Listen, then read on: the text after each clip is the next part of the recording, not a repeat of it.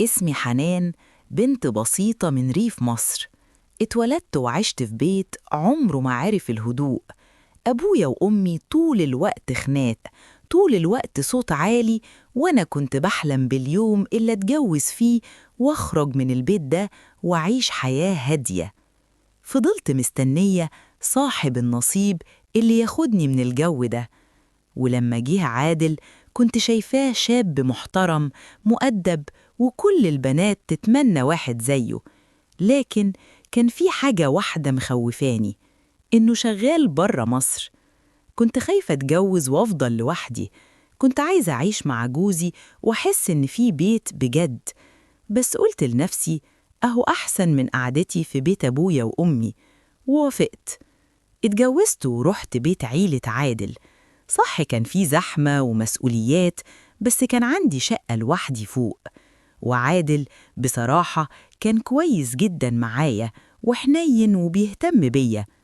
قضينا أحلى أيام في إجازته، وبدأت أحس لأول مرة يعني إيه بيت ويعني إيه زوج. وكنت فرحانة إن حياتي بدأت تتعدل، بس كنت طول الوقت بفكر في اليوم اللي هيسافر فيه ويسيبني. فضلت أقوله ما تسافرش، خليك معايا حتى لو هنعيش على القليل. وهو كان يقولي ده شغلي ولازم نصبر علشان نعمل مستقبل. لحد ما جه يوم سفره وأنا كنت منهارة، حسيت إن جزء كبير مني بيتسحب ويتاخد بعيد. بعد ما سافر بدأت أيام صعبة قوي. كنت بنزل كل يوم أساعد أمه وأنظف وأقعد لوحدي باقي اليوم. حسيت إني مش متجوزة، إني مجرد ضيفة في بيت كبير. عادل كان بيحاول يتصل يطمني، بس إحساسي بالوحدة كان أكبر من أي كلام. لحد ما في يوم اتخلقت معاه جامد.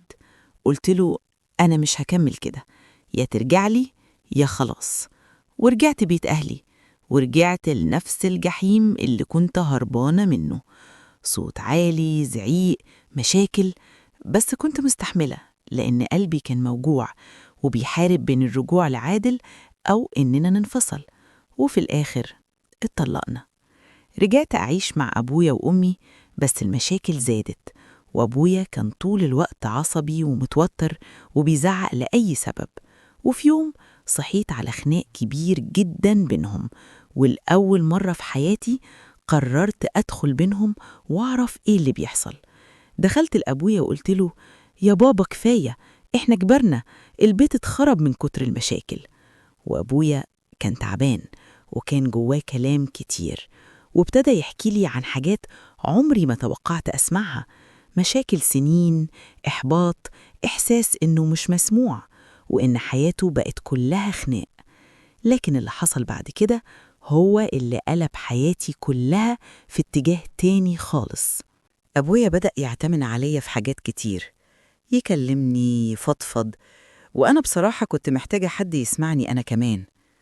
بقينا نقرب من بعض بطريقة غريبة، مش غلط، لكن قرب زايد عن الطبيعي، لدرجة إن أمي بدأت تاخد بالها. أمي كانت حاسة إن البيت اتغير، إن أبويا بقى هادي، وإن في حاجة مش طبيعية.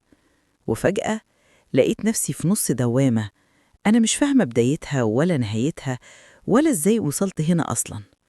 وفي يوم أمي انفجرت، وقفت قدامي وقالت أنا همشي ومش راجعة، البيت ده بقى فيه حاجة غلط. وسابت البيت وخدت إخواتي وسافرت، والبيت بقى فاضي وأنا وأبويا لوحدنا، والتوتر اللي حوالينا بقى أكبر من قدرتي على الفهم أو الاستيعاب. والأيام بتعدي والموضوع بقى أخطر وأعمق وأكتر رعباً من إني أفهمه، لحد ما حصلت المصيبة الكبيرة. في يوم الشرطة خبطت على البيت، دخلوا، سألوا، فتشوا، وكان في سر كبير طلع قدام الناس، سر محدش في الدنيا كان ممكن يتوقعه.